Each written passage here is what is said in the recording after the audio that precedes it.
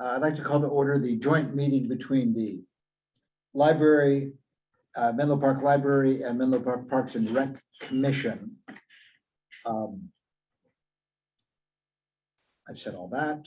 This is a hybrid meeting with commissioners, the city staff, and members of the public participating in the Bellhaven Branch Library in accordance with the public health guidelines for in-person meetings and participating remotely to promote social distancing in this federal, state, and local emergency. I'd like to have a roll call. I'm not really sure who is here and how to sort of figure that out. Okay. Perhaps maybe the best bet would be to just go around the room. Each commissioner can introduce themselves really quickly, and then we can take roll that way. That would be great. Thank you.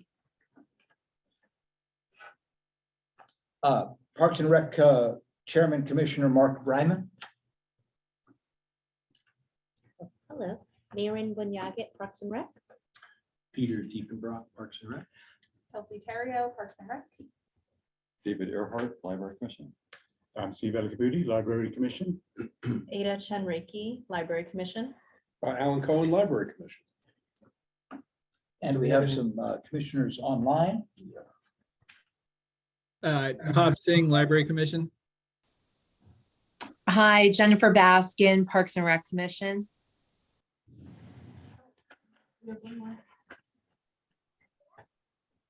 Okay, thank you. Also Kristen. No, I'm sorry. Somewhere. It's our first time trying to pull that. I'm not sure where she.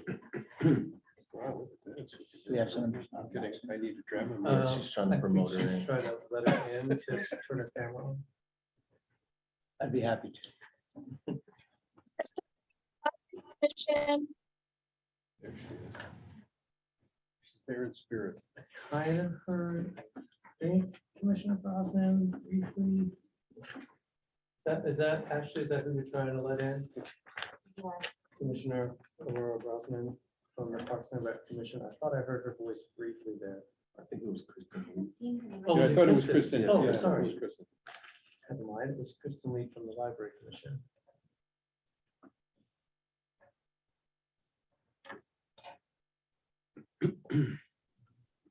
Kristen, are you able to speak? Yes, can you hear me? Yes, Yeah, sorry, Kristen Leap, Library Commission. Hello. right.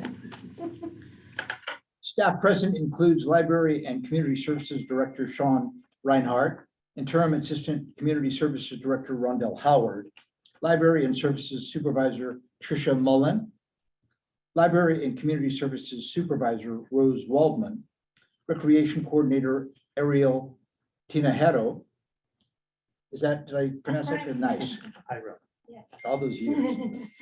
Acting Recreation Coordinator Myra Monge, and Management Analyst Ashley Walker. Also present tonight are members of the Youth Advisory Committee. Youth Advisory Committee member Evan Wong. Evan. And Youth Advisory Committee member Natalia Tansitira. Thank you. Ashley will be helping facilitate the meeting. Ashley, will you please take a moment and provide instructions to the commission and members of the public on how the meeting will proceed? Thank you. Oh, sorry.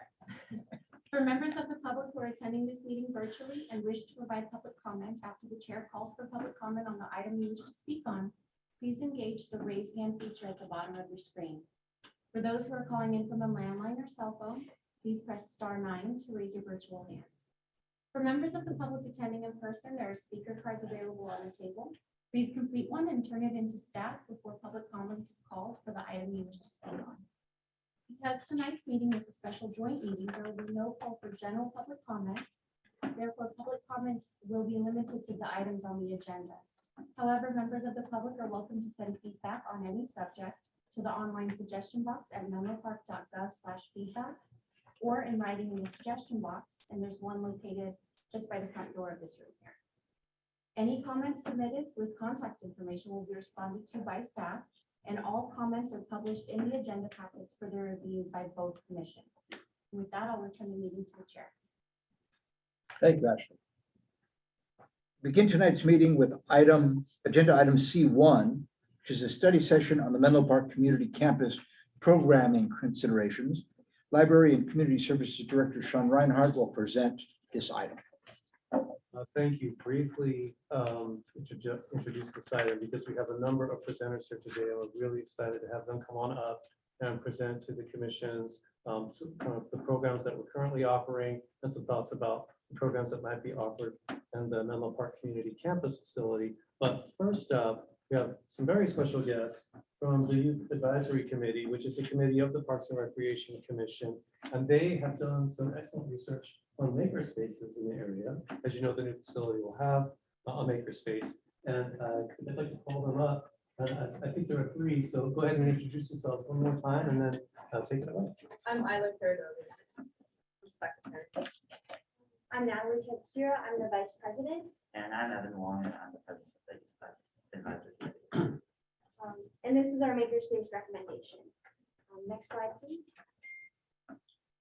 So for our agenda, we'd like to overview each location that we visited, which includes the MA High School, Menlo School, and the Redwood City Public Library. And then we'll go over our general recommendations, and then we'll field questions after that. Next slide, please.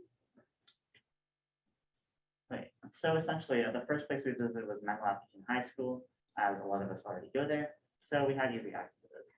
So the first thing we noticed upon entering was that there are a lot of 3D printers for public use, including MakerBot Replicator 2s and Anycubic Viper 3D printers. But the thing is, you need your own step file, and you also need supervision in order to print your own stuff. So you can't just come in and like print it with this an empty room. You obviously need supervision, and you also can't like make it in there unless I guess you bring a laptop, bring CAD on or something like that. There's also acrylic paints, yarn, and PVC pipes. There's just arts and crafts general stuff, which is some materials. There's also some tools provided, such as brushes, and also high pressure water faucet for some use, though they didn't really elaborate on what it was really used for. And also a variety of safety glasses and goggles for tool use because safety is priority. And they use an interesting solution they employed for holding that ease of use is like a phone pocket, has like the 1, 2, 3, 4, like 5 different rows. They had that in order to hold safety glasses, which is easy, quick, and pretty cheap. Next slide, please. So here's some quick images that you can see that some materials in the corner, but and the bottom and the middle image, you can see like the yarns as well. And on the right, you can see the machinery that they have. Next slide, please. So it's a quick analysis. So the pros and cons of MAs is that they provide material use for such as the filaments for printing and yarn and PVC, so some materials and stuff like that. It's also relatively simple, cheap, and for the safety glasses solution, like I talked about earlier. But the cons, we thought there were quite a lot for this one, and there are a limited amount of tools and machinery for actual student use and even public use. They don't actually teach anything that they provide. They just assume you have prior knowledge. And so you just kind of have to come in, understanding safety procedures and all that. I guess you also need to call in someone to watch over you, even though they won't be teaching you anything. And yeah, for 3D printing, you have to bring in your own CAD file, your step file. So that means you actually need like the software for that. There are free options, but they don't recommend anything for you. That's all for you to do on your own. Next slide.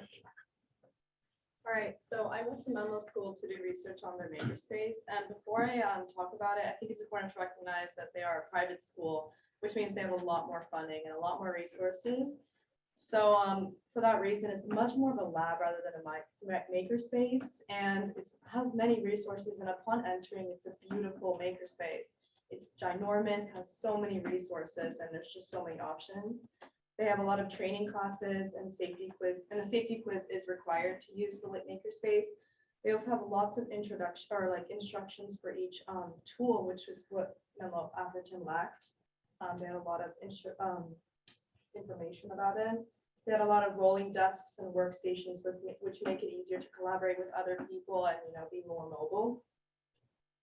They have a lot of different items. They have a MakerBot with Sketch One Replicator. and then a method one for 3D printing. They have so many computers. It's just very well funded. They have an Epilogue Laser Fusion M2 and Epilogue Laser 12, which is laser cutting, which is also very high tech. They have lots of tools like saws, hammers, screwdrivers, welding equipment, electrical equipment, a lot of things for people to really experiment with. And all of those also include instructions for safety, which is also very important. They have a lot of wood, acrylics, cardboard, thin metal, PVC pipes and wheels, lots of different things. They have also lots of rooms for conference meetings, so for different clubs to talk about things that they want to use for the makerspace. And they have a TV presentation equipment, like at least 5 Apple desktops in like every color. But yeah, they have a lot of resources. So it's a beautiful, beautiful makerspace, but obviously very well funded. Next slide, please.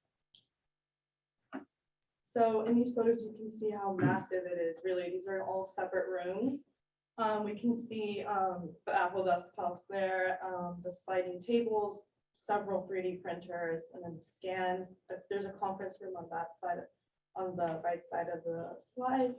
And then we can see all of the tools and just endless resources that they have. Next slide, please. So the pros is that it's a large space, a lot of people can work there, and like there's space enough for people to navigate. They have so many materials, lots of machines, they have many resources. And it's great, again, that they have training classes and a safety quiz, which is also, we should include for any possible makerspace. And they also have conference meetings for different groups of people to work with. The con is that since there's so much provided, you're expected to be creating something really big when you're there. So I think it's less casual to go in and just make something that you like because it's so large. And I think a lot of it is also for different classes that Menlo provides. So a lot of classes are in the makerspace. So it's not purely dedicated to just making things. And also only Menlo student can access this lab. I kind of snuck in, but it is definitely really next slide. Lastly, I visited the the Redwood City Public Library. They actually opened their makerspace earlier this year. I was able to talk to one of the assistant librarians and her contact at the bottom of the slide. Some of their popular programs are the sewing and kids robotics. So as such, they have a lot of machines and resources provided, such as sewing machines, embroidery machines, crickets, which are small, effective. You can make a bunch of different crafts with it. For kids robotics, they also have Root by iRobot, and with that, they also have iPads and software to go along with it. They also have a bunch of 3D printers and a laser cutting machine, as well as laptops with Tinkercad and 3D design software included. There's also podcasting equipment, but she said that wasn't as popular, so that's something that we don't recommend. And to the right is a photo of the space. Next slide, please.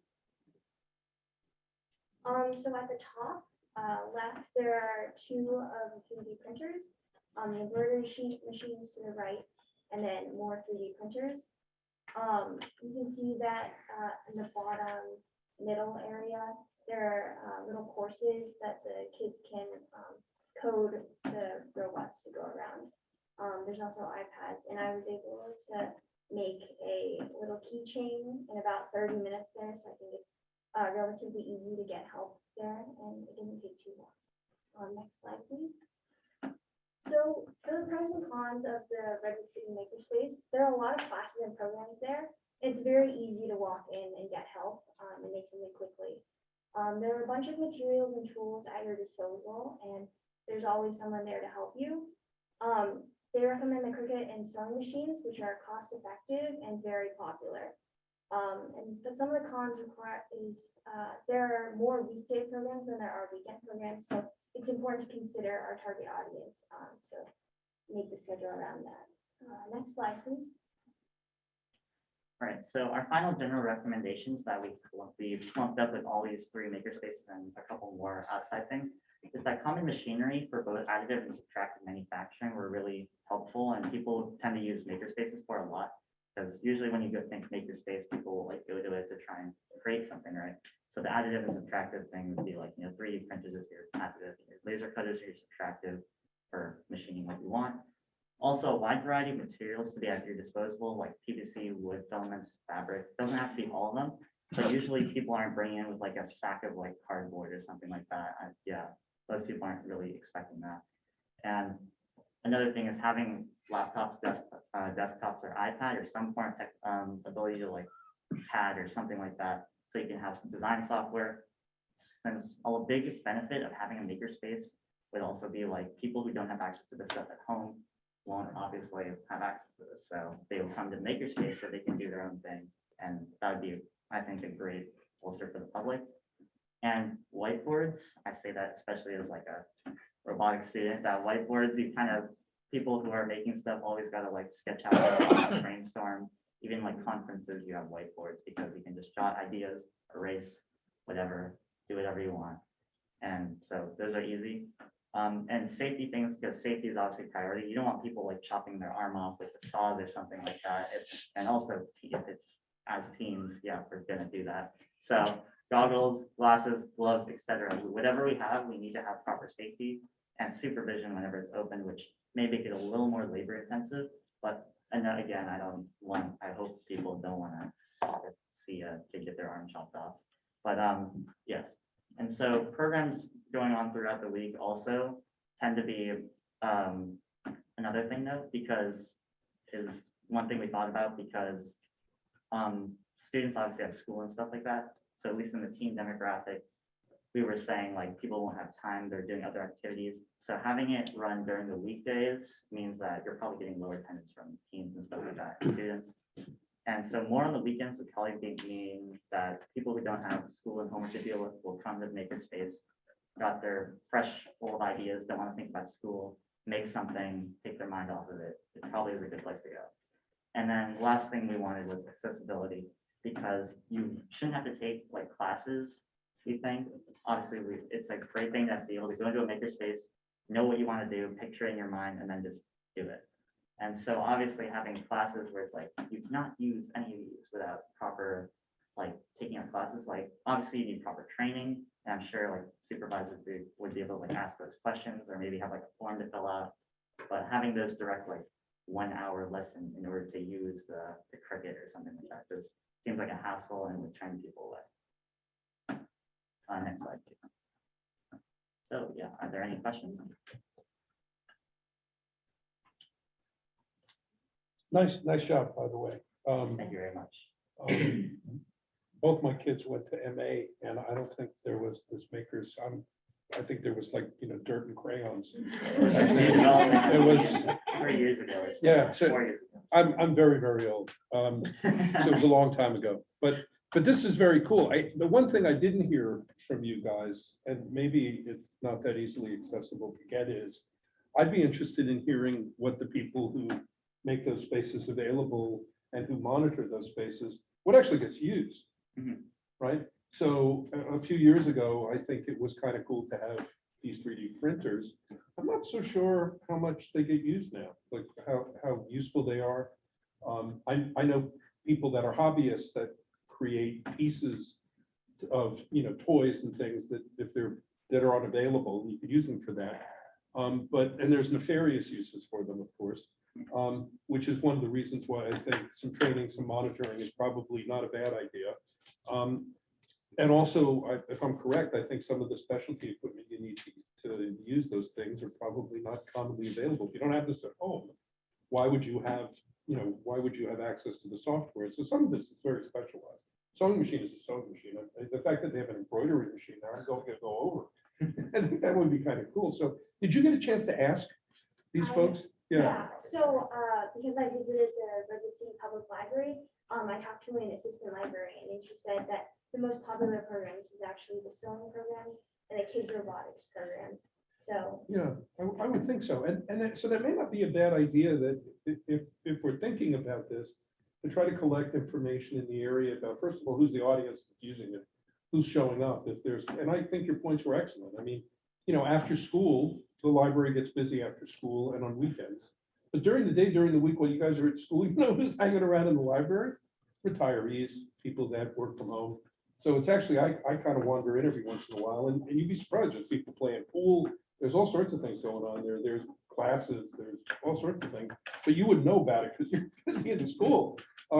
So there's gonna be 2 or 3 different audiences for this, and maybe a survey to those 2 or 3 different audiences to make sure that if we're gonna make capital investments. By the way, the Menlo School, since you mentioned it, tuition is Over 50,000. $56,000 a year. Yes. Buys a lot of yarn per student. So I'm not surprised that they've got a lot of cool stuff.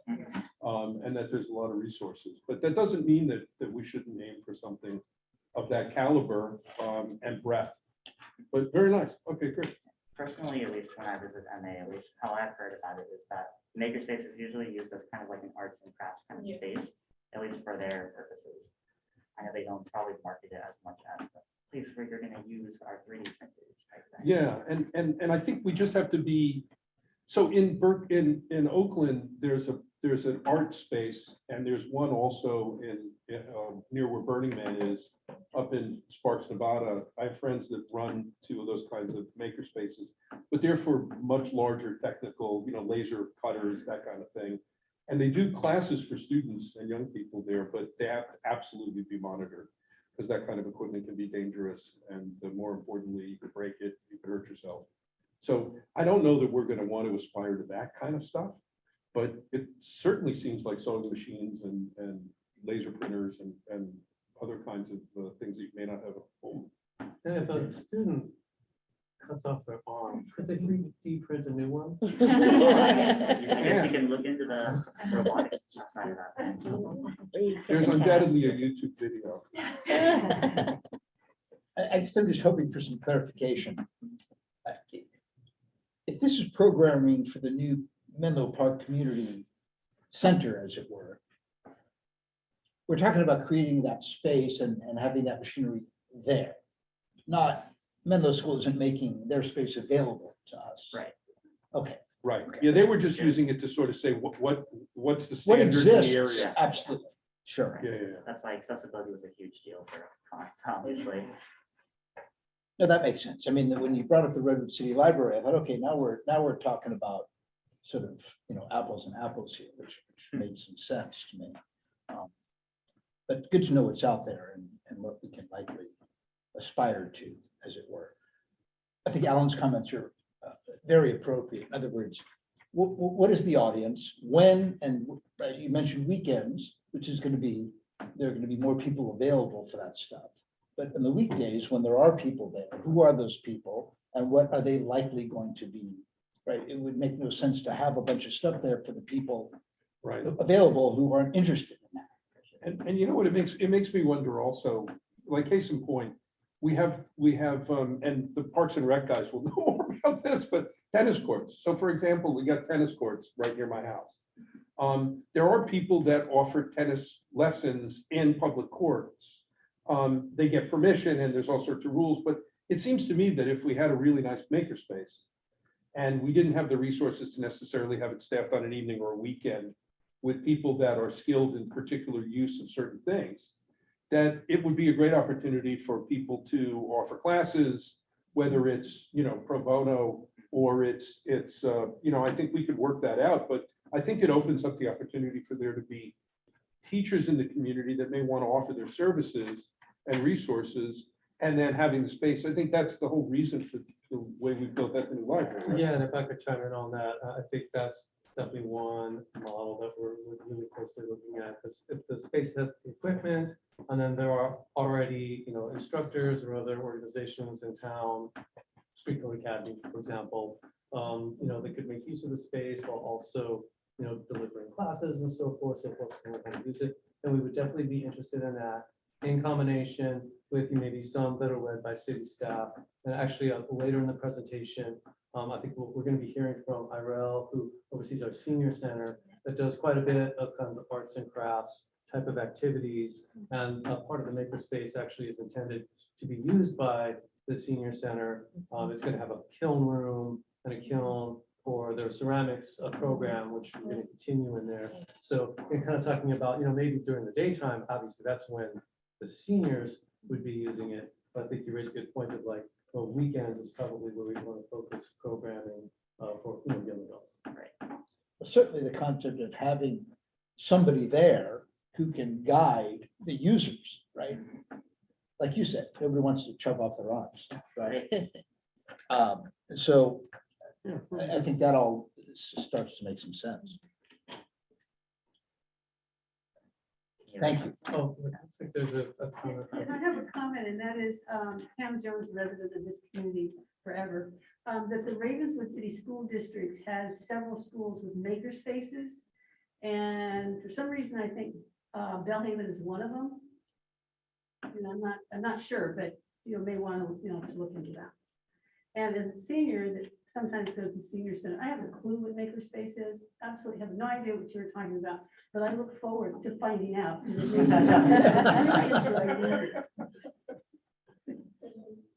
That's a more futuristic sounding name than. One more question from Vice Chair Baskin. Hi, can you hear me? I'll just see how loud I need to talk there.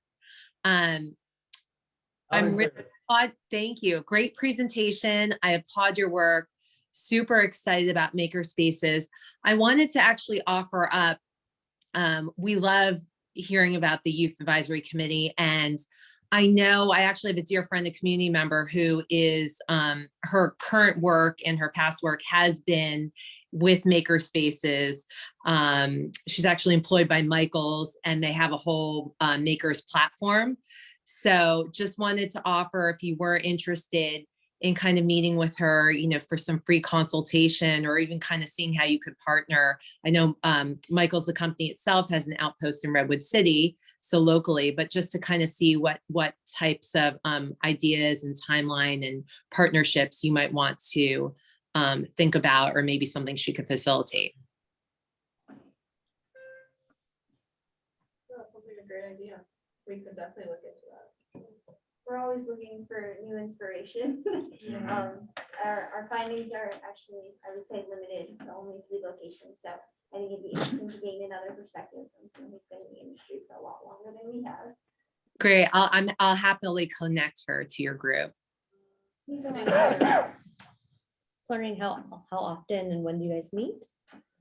I can answer that question. We meet twice a month, so every other week on Thursdays from 6:15 to 7:45. And we switch off between Zoom and in-person meetings. And it just is it open to a certain grade level or It's a certain? Well, yes, it's limited to just high school students. Okay, just curious. Oh, cool. Any other questions or comments? Thanks, guys.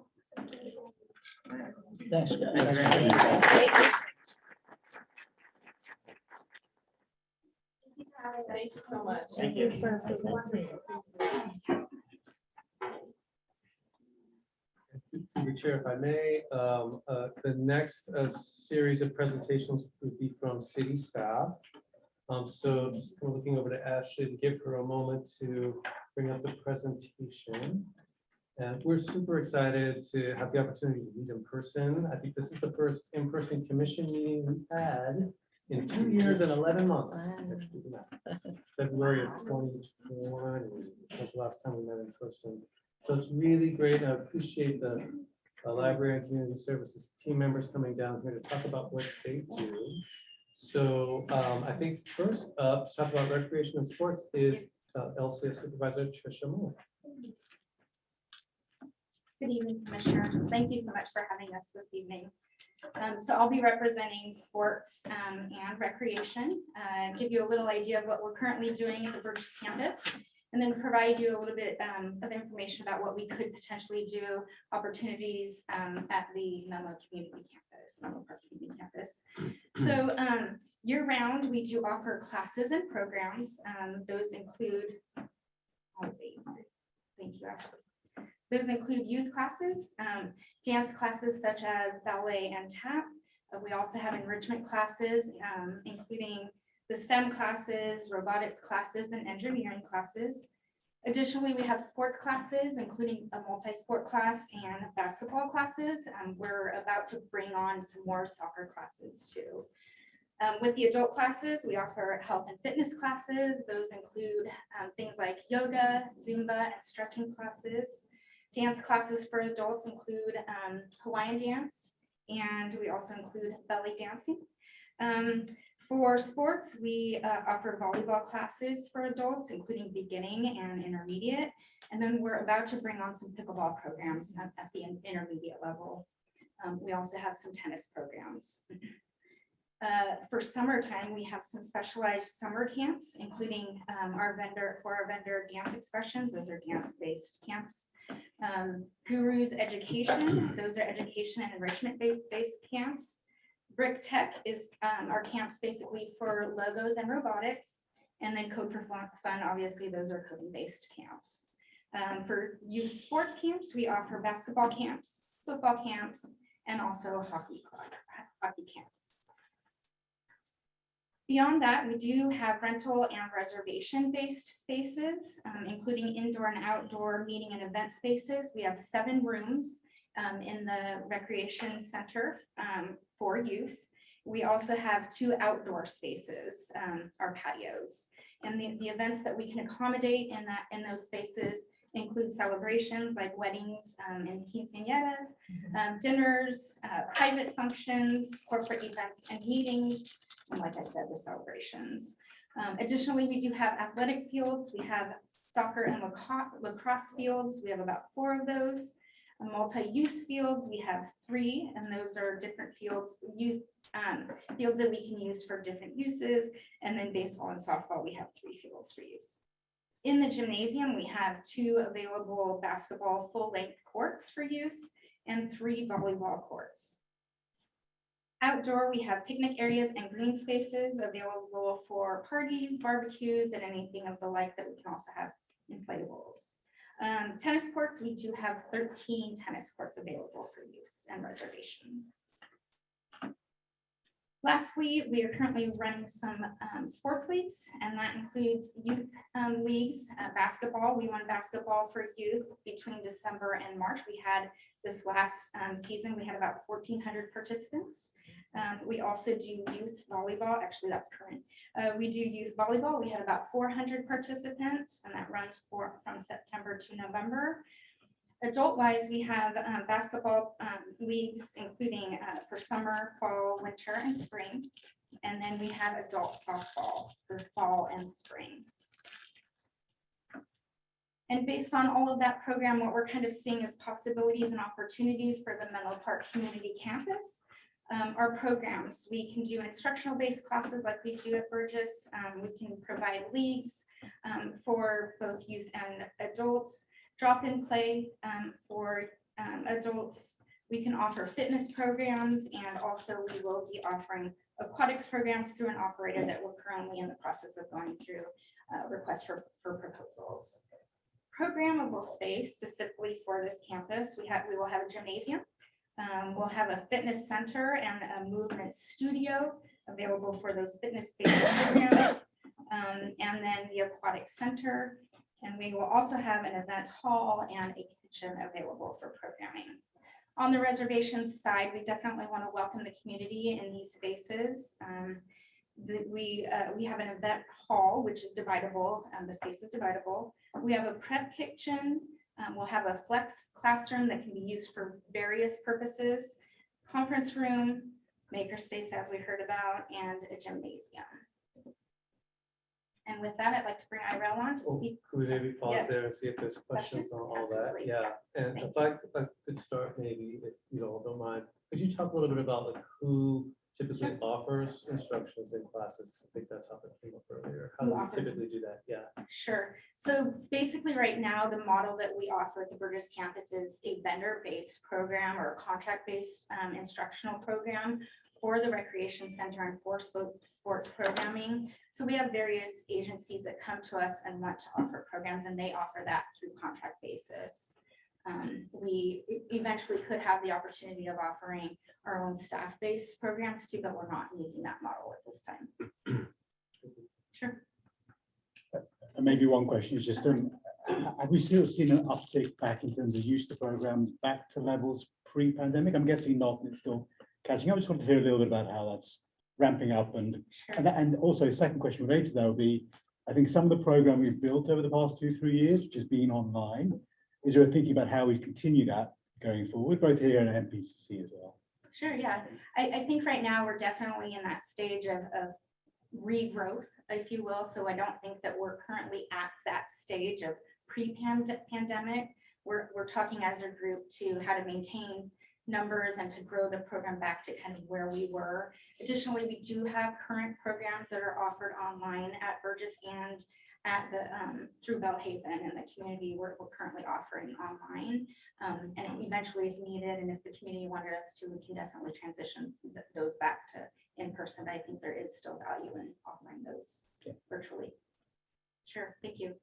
I just wanted to comment and say what a fantastic list of programs this is. It's actually, I think even seeing these slides for me is a bit of a learning experience because I am being reminded again that all these services exist. So to kind of piggyback on what he was saying, I think that, you know, I just be curious, like, you know, is there like an outreach program planned to sort of re-alert and re-engage people? That's something like that these programs exist. Sure, yeah, I think right now we're like building the program, we're building our ability to market as a team. So really just doing generalized marketing and flyers and getting some social media going. But our biggest and most available ability to market and get the information out is our activity guide. And we do have a digital activity guide that we use right now. As far as outreach for the new campus, I think that's a venture that we're really looking forward to and something we can use your help with. So if I understood you right, and thanks for Sean for having you emphasize this. If a lot of the services are going to be provided by third parties, one would assume that it's in their best interest to advertise their program, right?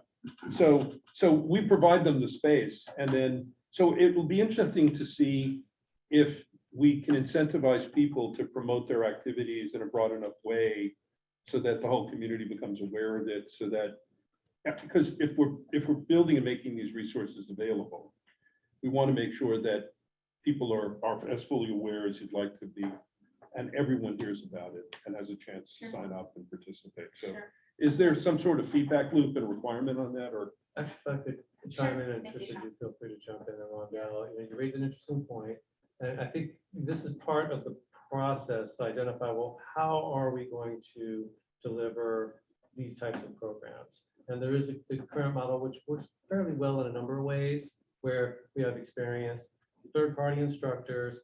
They are incentivized to you know, have those programs attended because there's a you know, revenue share of the fees that are paid. So that's a pretty good model, and it works in a lot of ways. Some of the gaps we've kind of seen in that is that when there are very specific community needs or desires for programs that we want to address and plug in, that's where we have to kind of more proactively either go out and find a vendor and instructor who can do that, or just create the program ourselves and deliver it. And then another element of that it is kind of tied back to the fees. Most of the programs that Tricia just described, you know, there is a fee for participating in them, a fee to the user, which makes perfect sense. It's a totally common practice across recreation departments across the country.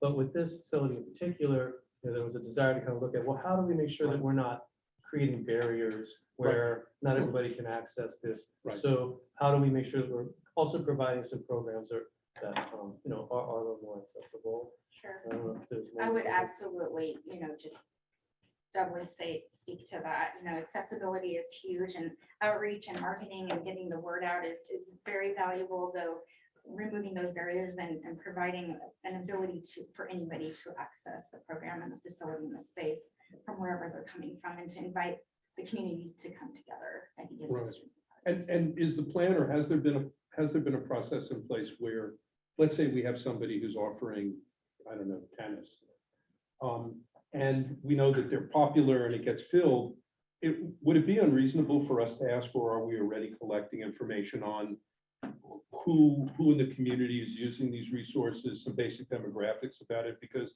it seems to me that we'll never know if we're really serving the community as effectively as we are. And if we unknowingly have barriers in place, if we don't get a sense of what's representative of who participates and uses this. So just something to think about. Right. Now, with that being said, with our registration system, it definitely gives us an outreach or a tool to kind of find out who we have in the community that's actually using it.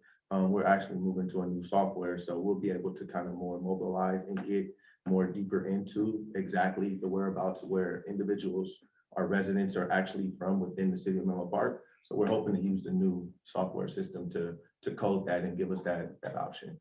Yeah, I think that would be really powerful. You know, that would be very useful. And it's something that every, at a quarter or once a year, you take a look at it and you sort of say, well, it's information, let's look at it. Are we happy with this? Do we know enough? I think that would be worthwhile. That's great. Thank you. Great, yeah, thank you.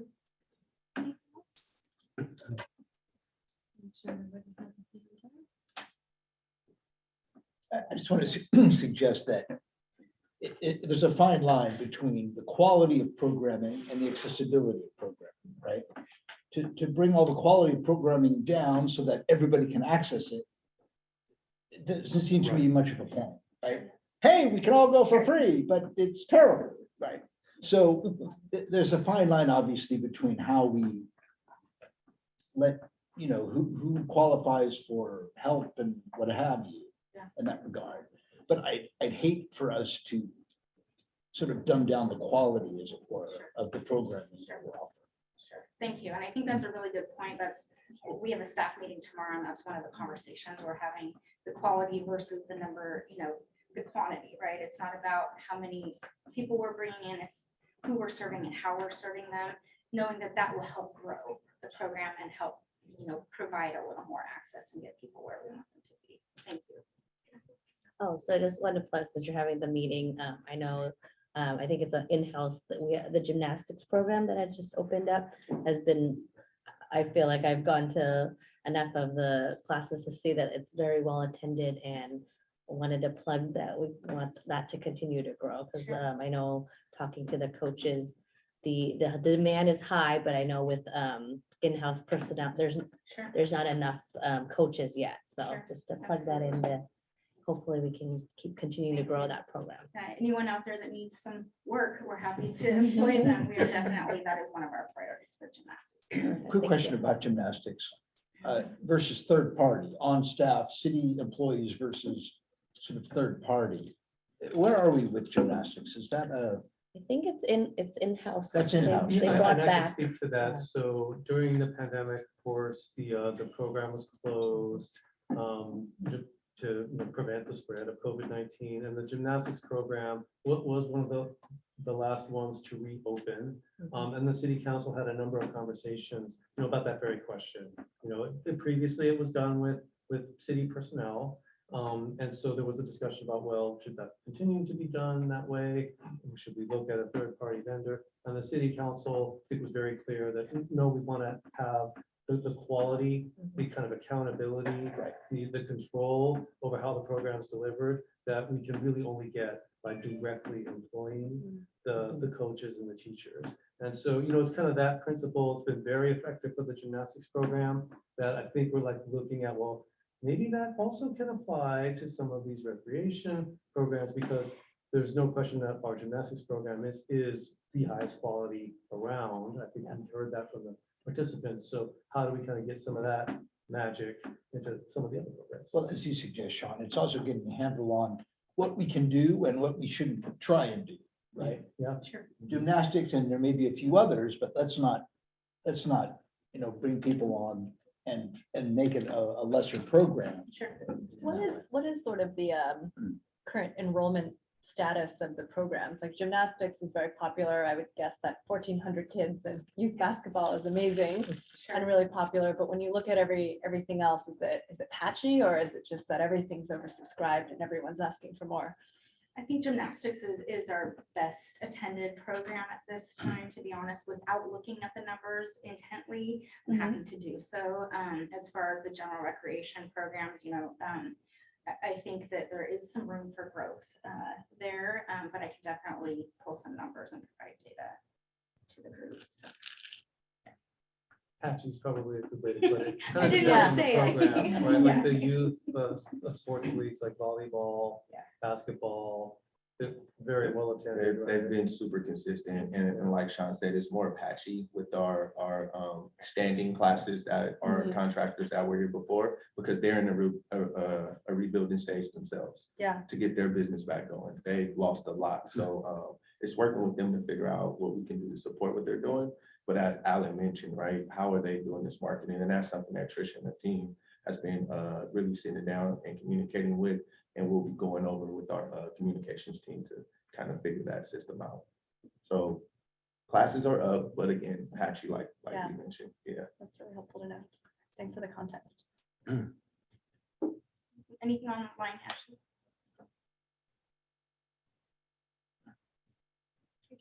I'd like to invite Irela. She is representing our senior services. Thank you. Thank you.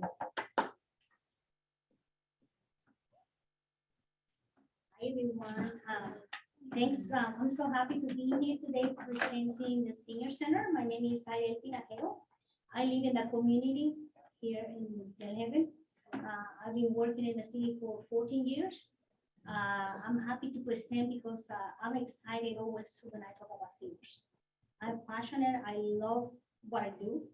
And I'm pretty sure that a lot of the information that I will present today, they will speak without saying a lot of the words. So I think maybe if we show our first slide.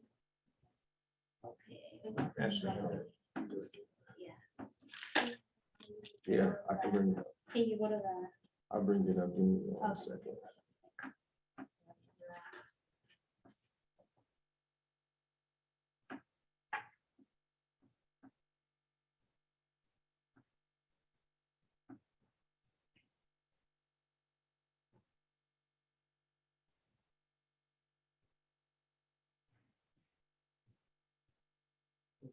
Ashley's,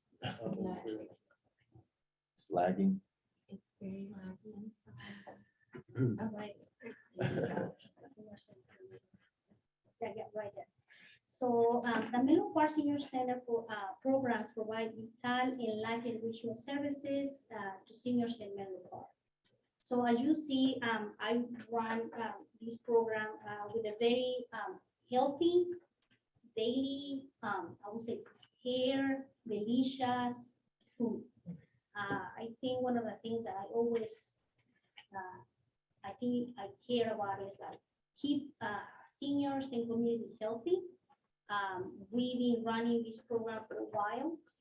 We've been having different, programs in the past, but I can tell that food prepared in-house, it really bring community and seniors that they always talk about it.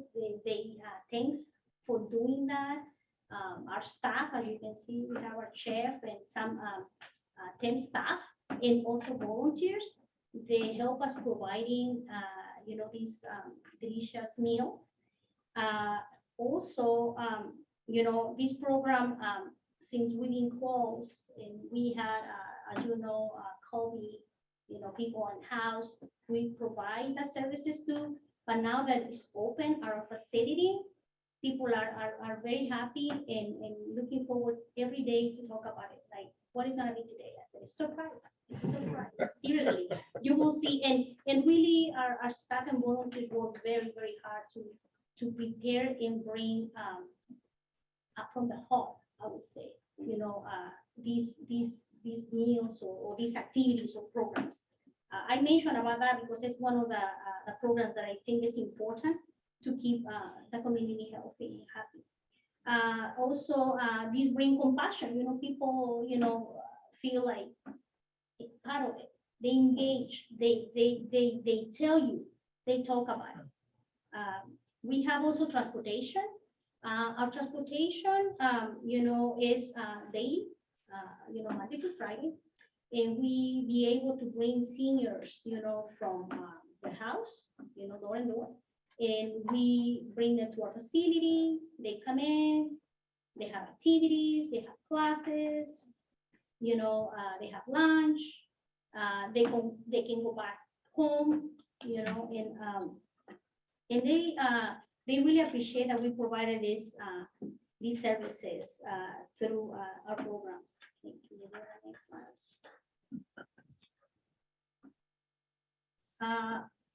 With among all the activities we have, I mean, I can mention some of them, but you can see in the pictures. We serve our community, our seniors are around, I would say 60, but you see a lot of boomers, a lot of 55, people that disabled, people they have injuries and they not be able to work and they come join us, they welcome, because really I think the community is for everyone. I don't really assign seniors, but we have a lot of people that they experience it and they part of it. They enjoy it, and I think that's what we provide the services. This is for everybody. And as you can see, their seniors are very active. One of the things that they have enjoyed most is the dancing. Our seniors, as you can see, part of the joining with a library annex. We have our guys play domino, and they have food, and sometimes they come social. I think it's important. I mean, they do. We have, I think Tom is here today. We have one of our seniors also, twice a month, and we have soul line dance, and we have a wellness, we have yoga, acupuncture. We have different activities and classes that benefit the variety. Everybody's welcome. And how will we be able to keep our classes running? Well, thanks to the local collaboration with the community. We have food here that they provide our instructors, and we can provide probably no cost or free. My classes are free. So we have people coming from everywhere, not only from Menlo Park, but we have people from Redwood City, people from San Jose, I have people from Newport, and they are coming by, they walk around, they see what's going on, they're excited, and they want to join us. I think at the end of the day, it's for everyone. We're gonna make sure that everybody feel welcome and that people take advantage. Our classes are very successful as per se. I'm happy and welcome anybody to walk in our facility in the morning and see it by yourselves. I think the main thing is you experience it, you see it, and empower and feel like I feel, how passionate I am to do my job. So I think by being there, I will be happy to see you anytime. The next slide, per se, I have also special events. I think it's probably one of the more passionate. I love to be part of the special events. I really mean it. I mean, I search, I bring volunteers, seniors, and we bring like I can say like family. We really taken the level to not only do what we do, but with passion, with care, and I really care about it. And you can see probably in the pictures. I mean, I don't know. I mean, I mentioned some of them, but I have a lot of special events. Some of them, Thanksgiving, the holiday, very popular. Black History is coming up, the 24th. Make a note in your calendar. February 24, come by to the Riaga Center and you will see how fantastic it is. Looking forward to seeing it. Next. Also, I want to present that not only the classes and the food, but the food bank. We collaborate with a food bank, as probably you guys know. I have a program twice a month. Is in a parking lot in the, I think next to the gym, the library area. We serve around 200 and I think last time was 200, I think increased a little bit more, 250 now. I have food for 200 people. Is anybody is welcome for that program. I mean, I used to do only for seniors, but right now it's for anybody. Anybody that have a need, they come in and they do support. We provide our services. We not only doing the food for the people that come and get, through the car, right through. We deliver for those bound people, those that don't be able to come to, they call, we make a note, we make a reservation, we have a driver come to the Menlo Park in the Bell Haven area most, and we deliver to the houses the food. So we make sure that everybody be in support and have a healthy and fresh food. We have transportation. We also, not only part of the city, but also part of the peninsula volunteers. We have these collaborations, and it's the same thing. We have, they come in, they pick them up, and they take it home and bring it home. So it's daily, but they need to be registered for that, Right, this is- So what we're looking into for future, in our Menlo Park Community Campus is a lot of the things that I've been doing that I know is successful. Keep a lot of those, but really looking to collaborating with a new, coworkers. Library, youth center, the facility that I've been using in the morning with our senior center program, see how we can probably benefit to the rest of the community and just to bring everybody happy and engaged. That's what I can say. So thank you, everyone. I don't know if you have any questions or I'm happy to answer anything. Thank you, Irel. Maybe you could share a little detail. I don't know if everyone's aware of where the senior center is located right now. Maybe describe it. What's your temporary? So right now I'm at 700 Laurel Street. I'm kind of in the recreation, family recreation. And I always have a hard time. Arriaga Recreation Family Center. So I'm in the west side, Burgess. A lot of you know about Burgess campus. And hopefully in a couple, yeah. So will that senior center remain when the Menlo Park Community Campus opens? Well, I mean. That's a great question. So Yeah. it's something that we're looking into. Yeah, It's not at the moment because it's a temporary location because of all the other classes that's hosted there. We actually, and that's probably one of the reasons why the classes are patchy now, right? Because some of the classes have to be shared, or space has to be shared with our senior center. So that can be another reason of why we have patchy classes in the morning time, but in the afternoon, it's fully open. But to go back to your question, it's something that we're looking at, but there are other senior programs that are on that side, Little House program. I'm not necessarily advocating for that. In Right. fact, I think It's something that we thought by about. bringing it together and having it in one place, you're gonna have better resources. You're gonna have, instead of bifurcating or having 9 different senior centers or 2 even. Right. I mean, it's been interesting, and I want to commend Irel and her team for making the move from the old senior center across town, figuring out the transportation for the seniors. We had to kind of spruce up the kitchen at the rec center so we could actually handle the meals. The main library, I think, is the only library that's west of the Mississippi that has a pool table. We might want to keep it. I don't know, it's pretty popular. We're kind of holding it to bring it back, so it's going to go back over. One program that's not currently offered, just because we didn't have a place to put the kiln, is ceramics. Oh, nice. So that's going to come back when the new center opens. But I really think we've done a great job sort of making it work in their temporary home. Yeah, and sorry, I just wanted to piggyback too. And again, with the partnerships and the collaborations, there's also one with Foothill College. So we have a bunch of instructors that come from Foothill College to kind of help man the classes. And it's a lot of volunteer-based classes that happen.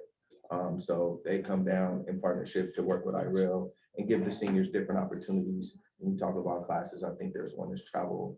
It's called Travel the World, where they go over class, different continents, different areas to travel and think about. So that's one partnership. And then she did mention the Peninsula Volunteers, which helps us with the transportation aspect, which is a Lyft concierge program that we have. So now we have, along with our transportation and our bus, we do have that option of them being picked up and dropped off by Lyft drivers as well.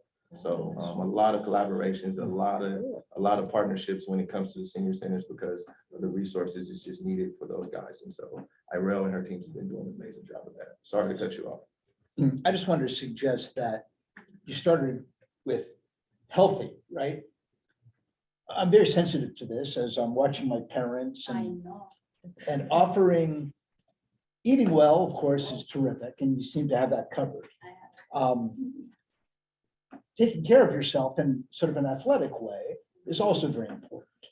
And what I'm finding with my mother specifically is that with the stuff that's kind of higher barrier, in other words, yoga, you kind of have to know and you have to have sort of a history with it. Something as simple as walking, right? That if there's somebody that can, if we're here, they can walk the bay, they can, somebody who's sort of leading that. It's not only social, but if they're eating well and they're kind of walking it off, they're taking care of themselves. But simple kind of low barrier kind of exercise stuff. I know that we talked about this in terms of the offerings and we're considering it with the pool, right? What senior services are they offering with respect to the pool? I would really like for that to be a part of the, because it's not just social, but it's kind of all encompassing.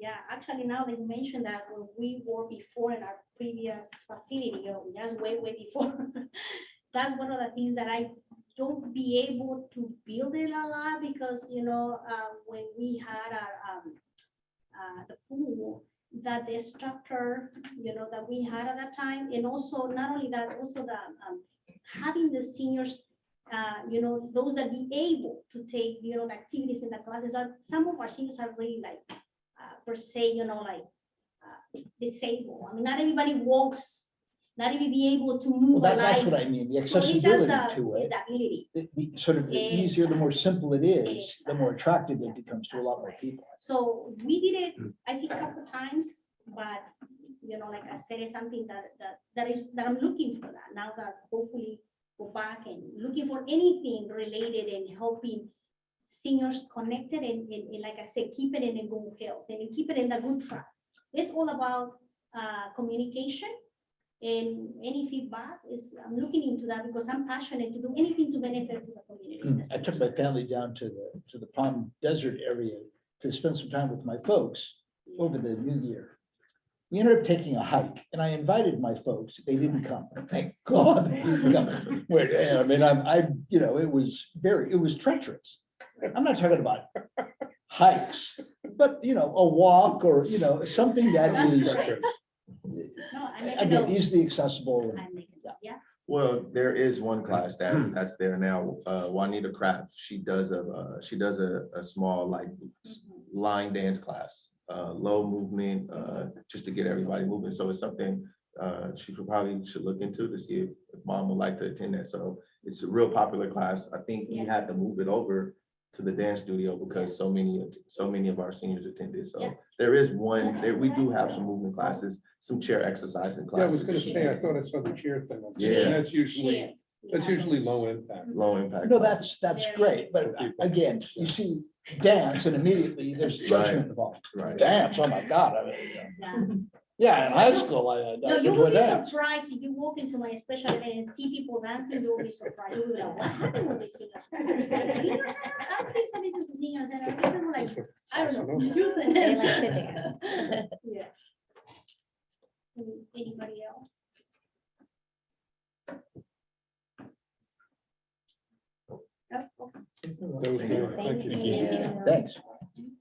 I think next up is Myra Monhay, talk about youth development. Hi, everyone. Good evening. My name is Myra Monhay, and I'm here to talk about the Bellhaven Youth Center and school-age childcare and development.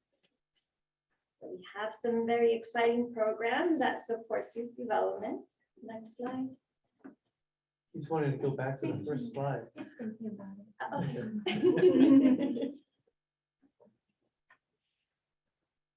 Not bad for our first time using this setup, by the way. So far, so good. Couple Usually of I have like glitches, but 2 monitors and all Yeah. this stuff, and I'm struggling here with just the Doing great. laptop. Doing great. You're doing great. Thank you. What a nice supportive group. Okay. There you go. So So next slide. So we have some very exciting programs that support youth development. So what is youth development?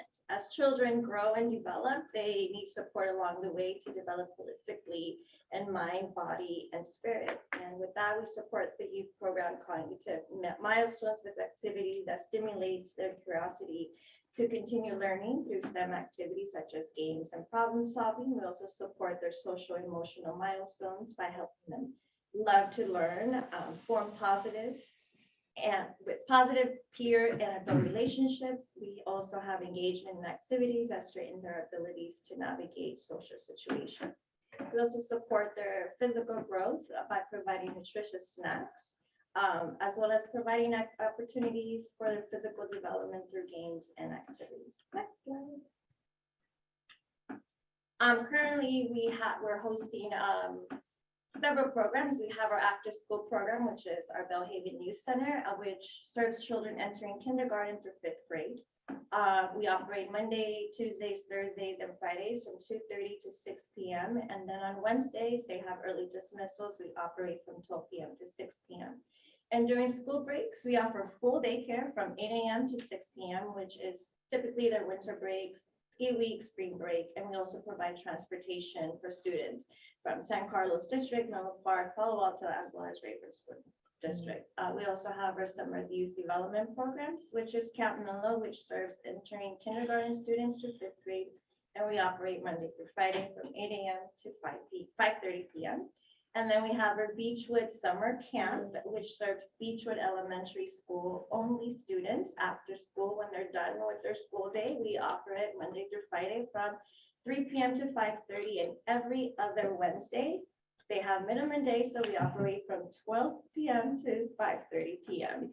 And then we also have our middle camp, which serves rising 6th graders to 8th grade, which currently it's held here at this library from 9 a.m.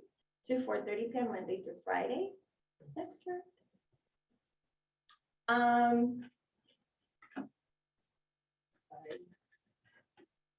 So one of the most important things that we provide for our family is a safe and healthy, caring and learning environment so that our parents can go to work knowing that their children are safe, they're growing, and they're having fun. And some of our activities that we do daily are arts and crafts, which I'm passionate about. We have STEM activities, which is science, technology, engineering, and mathematics. We also have our wonderful summer reading program with the library, which is amazing. We also provide homework assistance. We also do team building, challenging activities. And then some of our weekly activities that we provide for our summer camps are swimming, water play, special guests, field trips, and cooking classes. And by providing these programs, we also prevent summer learning loss. Next one. And some of the programs that we hope to continue with our new Menlo Park Community Campus. When it opens, will be our after-school youth development programs, which is the Belhaven Youth Center, our summer youth development programs, which is Camp Menlo, and our summer service youth development program for our teen service, which is our middle camp, and of course, exporting to classes offered in the area of our new facility, such as dance class, swimming lessons, Spanish instructions, homework tutoring, and other programs that could be offered to school-age youth students. Any questions? Actually, if I could chime in. Yes. Thanks, Myra. Could you talk a little bit about, like, first of all, I want to commend Myra and her team because they also are kind of in a temporary location. And so maybe you could describe. So we are currently in a youth portable at the end of Kelly Park. We currently have capacity for 71 children, but we are right now at 45. It's been okay. We manage it well, and it's going well. They put up with a lot of challenges Yes. throughout the construction, so parking challenges. Thank you. Construction challenges, real challenges for parents trying to get in and out and drop their kids off because they're really way back in the farthest most corner of Kelly Park. So Myra and her team have done great work We to have sort of traffic keep. patrol outside. I have my staff going out there with their jackets, their walkie-talkies, you know. Sort of the try to- day-to-day stuff has been a real challenge for them. They've done a really great job just keeping it going. Their family's been very supportive as well, as they know that, you know, we are in a phase and hopefully with the new facility opening, better things are coming. And I know our families are excited for this new family that we will serve our children in the community. And part of the background on putting the portables there, it's the only program that's still actually operating, you know, on the site really, during construction. So those of you who've gone over there, you know, it's a huge construction site and the portables are kind of tucked in behind it. But a big part of that was so that it would be, you know, based in the community and the location, and in particular, the Beechwood School Yes, is Beechwood right there. Elementary School. So, you know, that's why the decision was made to locate it there. And again, Myra and her team have done an awesome job there. And since I've got the floor, and then I'll stop after this, but I did want to note that there's an interesting kind of a discussion around the changing uses of certain spaces over the course of the day. So you've heard arts and crafts type stuff mentioned a few times already. And you think about the different audiences, like we heard about makerspace and teens, really want to focus on the weekends. The seniors are gonna definitely want to make use of that space. That's gonna be like weekdays in the daytime. This program, a lot of it really is after school in the afternoons on weekdays. You can see the youth center really making use of the space after school on weekdays. And then you think about the evenings, that might be more for like the adult audience after work to come in. So we're really thinking about how to maximize use of that space by having the programs kind of rotate through. And collaborating with Beechwood School as well. Yes. On a lot of different areas, as far as the gymnasium use, when it comes to smaller classroom use, after school program, which they already attend, which is a driving force for the after school program as of now. But then, like Sean said, even using that makerspace area as well. So having Beechwood School on campus or in the vicinity really shows how important it is to have this after school program for our kids in the area. And then also catering to those that actually get bused out to other school districts. I don't know if you guys are familiar with the Tinsley program. And that program is geared for underprivileged, maybe underused kids to have a better chance to have a better school system. Not saying anything against Ravenswood, but again, having the opportunity. So they're able to get bussed out every morning, and then they all have a collective bus stop that Myra and her team goes to pick up these kids. So providing that safe transportation is huge as well, because you have parents who are dropping their kids off who work maybe San Jose, San Francisco, you know what I mean? And so being able to entrust in Myra and her staff to pick your kids up, bring them back, and then making sure that they have a safe environment, it holds keys to a lot in what's happening over there at our community center. And we do pickups every day, 2:30 to about last pickup is at like 4:35. This may be a question for you, John. The schedule sort of evolution for the site now, is it putting any of this at risk? Were there sequences of things that we're going to be taking, did we make commitments as far as getting out of sites and bringing them back to MPCC? But with that project being delayed now, is that putting at risk any of the things we're talking about today?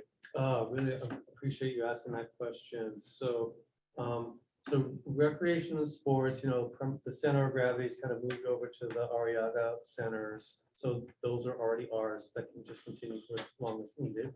Obviously, we're still sitting in the library.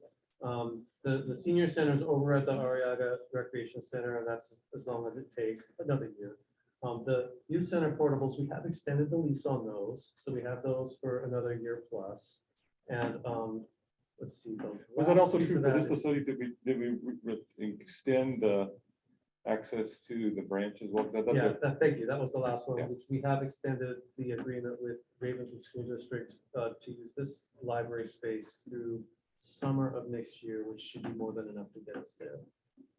There's some additional costs, and actually we're going to the city council on February 28th to request some additional funding. Some other things that are going to take more time and money would be like the transportation for seniors is going on a year longer than we anticipated. But it's not, That's good. not too extraordinary. Questions? Anyone in the public? Thank you. Thank you. Myra.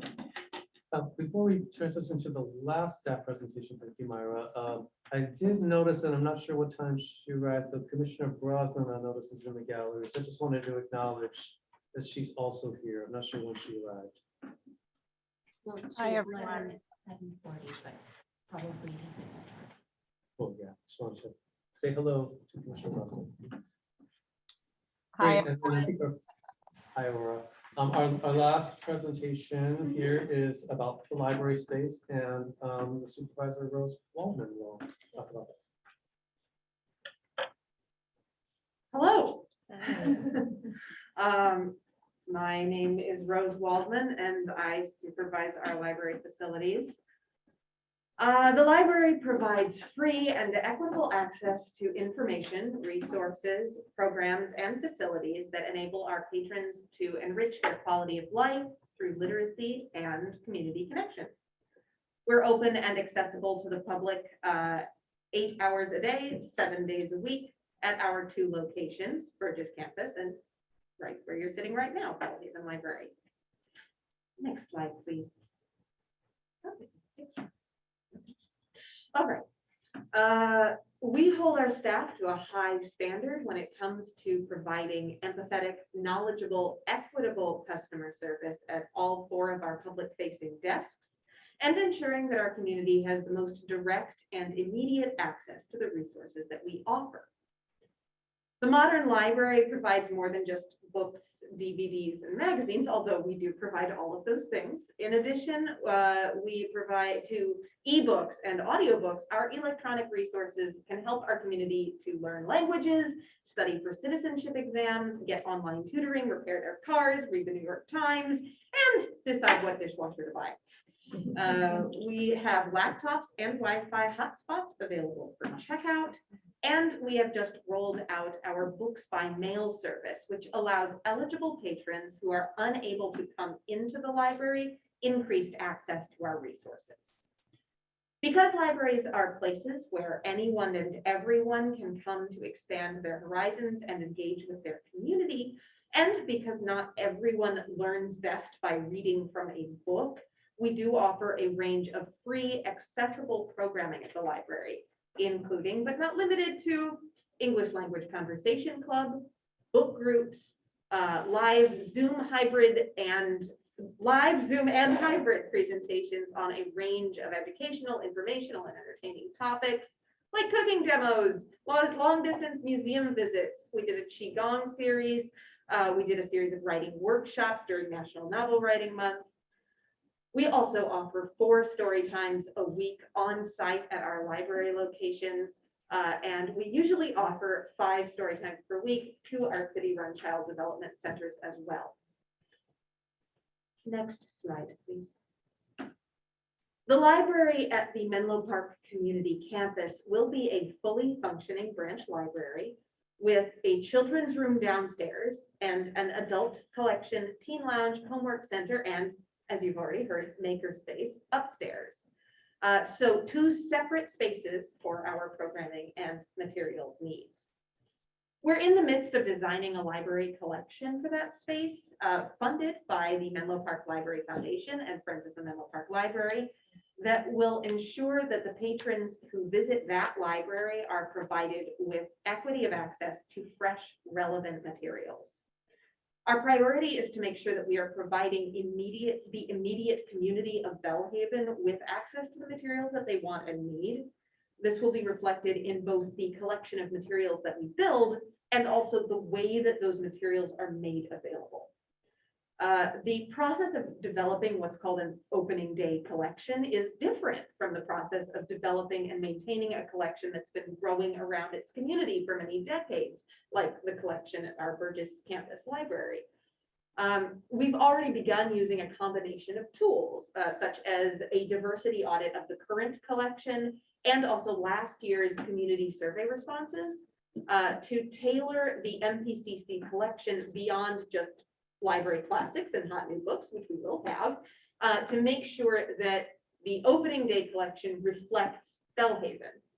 After the MPCC doors open, we're going to continue to adjust that collection through patron suggestions and circulation statistics. Speaking of circulation, we're strongly motivated to keep this collection in the community and for the community.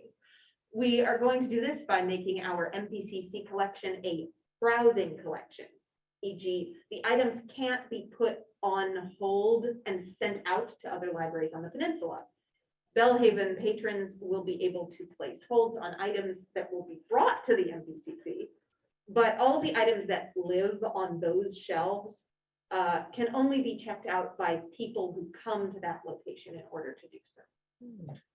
Just a little bit of a glimpse of what we're hoping for. If I could chime in on that, we're moving in that direction for this collection because with other new libraries that have opened recently in San Mateo County, it's been a problem. Yes. Where they invest in all these brand new materials and within a month, they're gone to other communities throughout the peninsula. And for those of you who like place books on hold, sometimes those lists can be, the line can be quite long. So there is a provision for making collections browsing only, means you just have to come in and take the book off the shelf yourself, which incentivizes, really prioritizes people who live near the location. So that's why we're doing it. Makes sense. That's interesting. I didn't realize that because, so when I request a book or an item that's within a larger rubric and it gets delivered and I pick it up at the local branch, when I return it, I always just assumed it went back. It goes to whoever may have it on hold next. And maybe. Oh, and some then other it's, so city. it can And travel they make wherever. a grand tour before it ever. ends. Part of working It's like those, together. it's like those traveling pants I've heard. It never comes out. Part of being part of the Peninsula Library System is that we have a shared catalog of materials.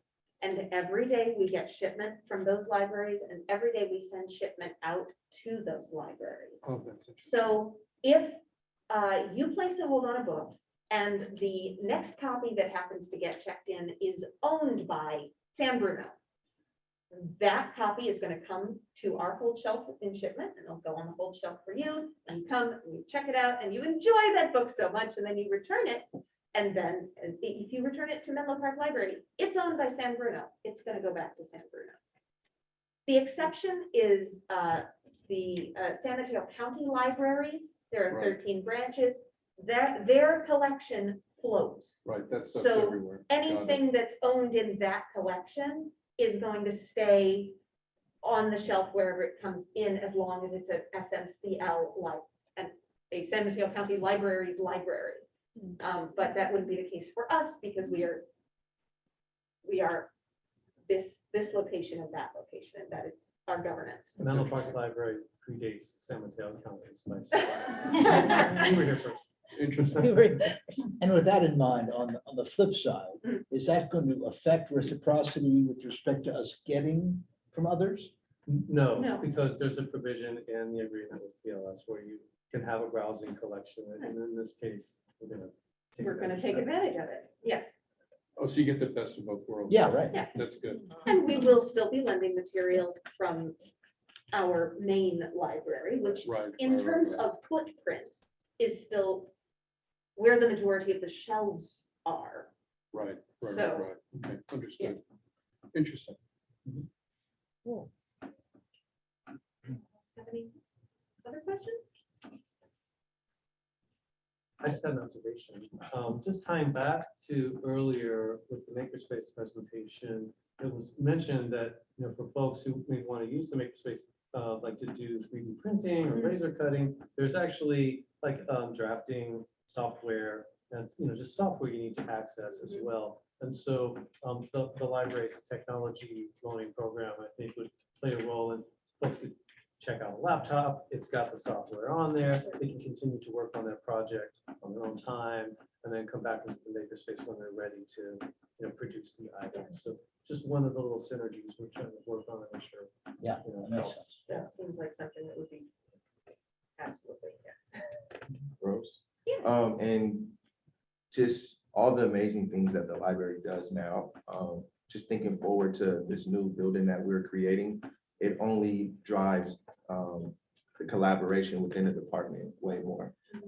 There was a time when the library, well, it is still here. It's here, but our senior and our youth programs were across town. And we, pre-pandemic, we got to a point where we were sending kids to the library for tutoring programs, for the events they were doing. Now we're gonna have opportunity to make all that at one location, which gives us way more bodies, which gives us better results. And then it's also a walking marketing tool for our community, right?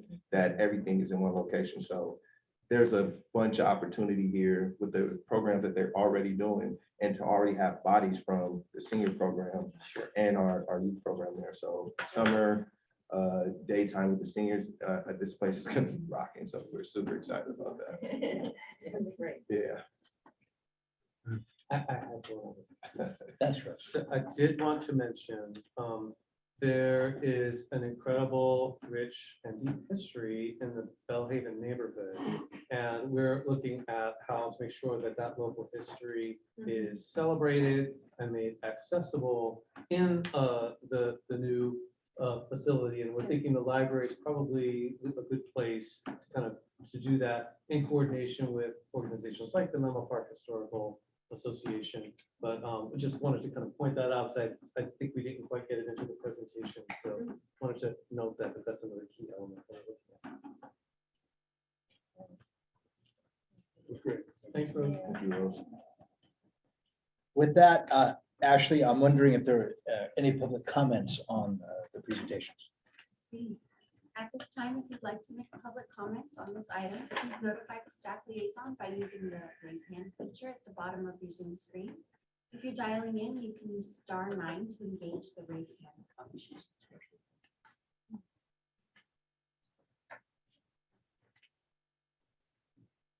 Seeing any, so no public comments. Thank you.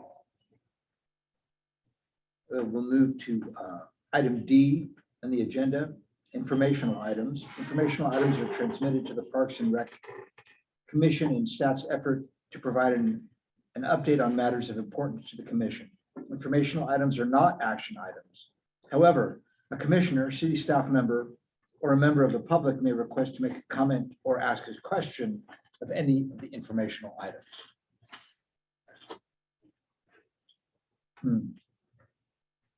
We're, as we move to item D1, our first informational item of the night is City Council report on the Menlo Park Community Campus project. Oh, no, we've done that. Project update? Yeah, I did have a comment on that informational item. So it was in the agenda packet for the commission. It does have several just sort of updates. Commissioner Earhart mentioned, kind of the time frame for the overall project being extended to 2024 opening. But I did want to mention one thing in particular that last night, that's in the report, that last night the city council discussed two things relevant to the new facility. The city's policy for naming or renaming facilities, and also a proposed process for identifying the name of the new facility, as well as names potentially for each of the 5 components that we just heard about. Well, we didn't hear about the pool, but the library, senior center, gymnasium, and youth center. And so the city council basically reviewed the naming policy. There's some proposed changes to it, just to bring it up to date. It dates back to 1986. So it looks like that's going to move forward. The process that was outlined is, and this is in the naming policy, that the Parks and Recreation Commission will recommend names for new facilities to the city council. There's some other details around that, and we'll share that, of course, with the commissions. And of course, you can look at last night's staff report to get more information about it. So the proposed process is for next month's meeting of the Parks and Recreation Commission, that's February 22nd, to have a study session about the naming process, and to open a 4-week public comment period, at which time all members of the community can make their suggestions or ideas or comments about the name or dedication for the overall facility and names or dedications for each of those 5 major components. Do that for 4 weeks. Then on the 4 weeks later, the following Parks and Recreation Commission meeting, which the city council asked that that also be a joint meeting of both commissions, that's March 22nd, would be the end of that public comment period. And then the commission would evaluate all that input and then identify up to 3 potential names for the overall facility and up to 3 potential names for each of those 5 components I just mentioned. Make those recommendations to the city council. Now, you don't have to do 3 of each, but just we wanted to put some kind of parameters around it. And then make those recommendations to the city council, and it could end up being single recommendations, but there's room for options. And then the city council would make the ultimate determination, hopefully by the end of March, which would be March 28th, possibly April 4th, so that all that naming can, with all that community input, is determined. And then we can actually take a very important step, which is to tell the designers of signs and everything, what are the names going to be, so they can start to make them. So I did want to take a moment, just sort of outline that process for both commissions as the council looked at that last night. Sean, selfishly, I would very much like to be at the next Parks and Rec Commission meeting before the next joint meeting. Unfortunately, that is ski week and we will not be around. I don't know what the process is of trying to discuss having maybe a couple of days earlier potentially, or what. Why don't we talk about that maybe offline? Oh, fine, scheduling? fine. Yeah, I didn't know what the process think was. we might have to figure something out because that date, February 22nd, has kind of been put out there by the city council. So let's see what we can do. Thank you. The naming process. Will the community be involved in that, or is it going to be this committee? Yeah, great question. So the point is for the community to be involved in it. And How so, can we be involved? We don't fill out a form, like campaign, what they want the name to remain or new name. Is there going to be some kind of form that you fill out? That's really a great concern in the community here. sure. But we know we're moving forward and we're in the 21st century. The park is really upgraded a lot, high tech and everything else. And, but we don't want to forget those who have paved the way. Yeah, so great questions. I think a lot of what you're asking is kind of outlined in that city council report that went out last night, but I'll kind of summarize.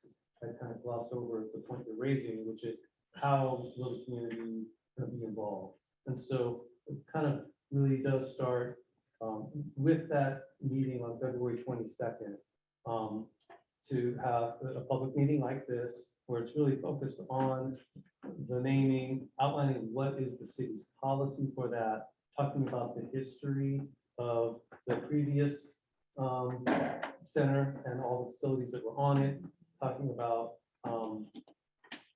what the new facility is going to have in it, and then again opening a 4-week period in which community comments are welcomed and encouraged. So there's a number of ways. We're going to be doing a mailer to all households in Belhaven to make sure that everyone knows that that conversation is happening, since the facilities, primarily to serve the neighborhood. Also, emails, social media out citywide to just alert people, hey, this is happening. And here's how you can send your comments. You can come to the meeting, talk about it there. You can send letters. You can fill out one of our online forms to kind of submit that input. We have physical suggestion boxes in all of the facilities. You can put them in there. And then, of course, there's the follow-up meeting 4 weeks later to again, kind of make those comments in the public setting. And then there would be the city council meeting a week or two after that. Again, that would be end of March, early April, where again, there'd be another opportunity for folks to come out in person and make comments about it prior to the decision being made. And we're open to any other suggestions about what's the best way to ensure folks, can kind of have their voice heard in that process and be part of it. You said this meeting was Last night, last yes. night. So Is there a January. way to react? Yes, and so Do that? why don't we do this? I can collect your information afterwards, ma'am, and Sure. I can send it to you directly so you have it. Ashley, are there any other public comments on this agenda item? At this time, if you'd like to make a public comment on this item, please notify staff by using the raise hand function at the bottom of your Zoom screen. If you're dialing in, you can use *9 to engage the raise hand feature.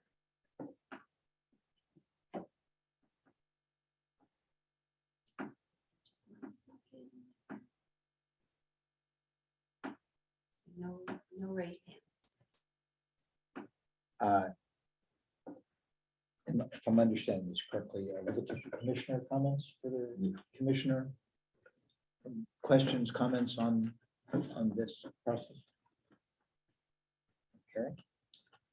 Then after commission takes a motion to approve, we need to vote on it? That's only if there's must be a commission, notes. Informational items are really just to transmit information if there's any questions about them. Next, agenda item D2 would be a suggestion box, comment responses, I guess. Are we listening to comments that have been made or we're gathering? Primarily, we just take all the suggestion box as stuff that we receive. I think this one goes back to October, last time we did a compilation. We just compile those.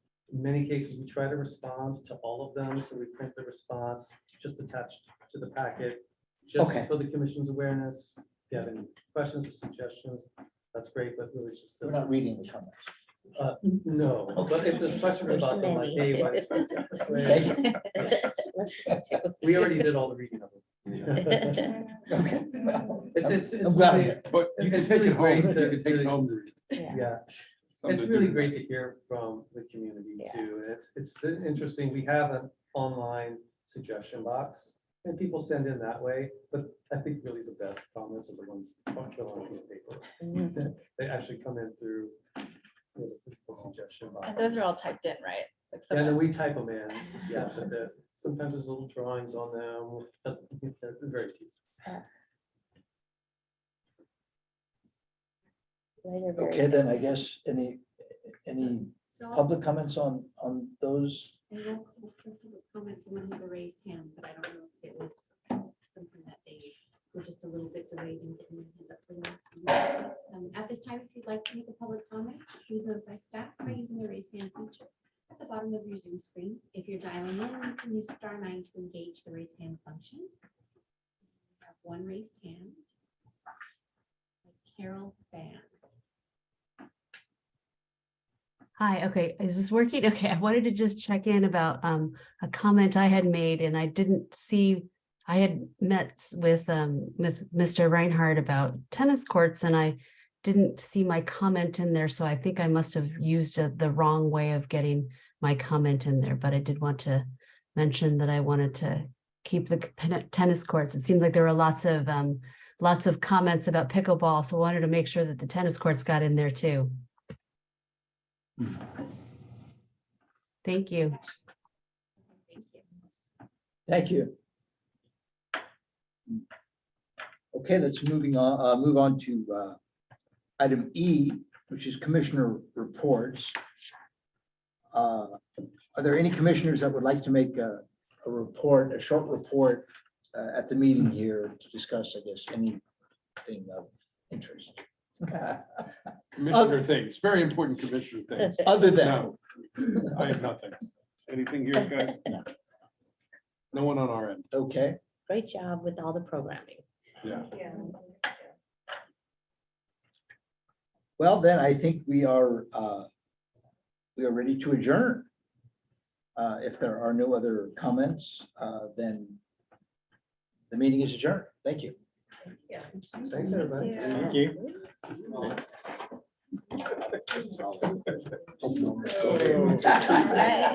no, no. Good seeing you again.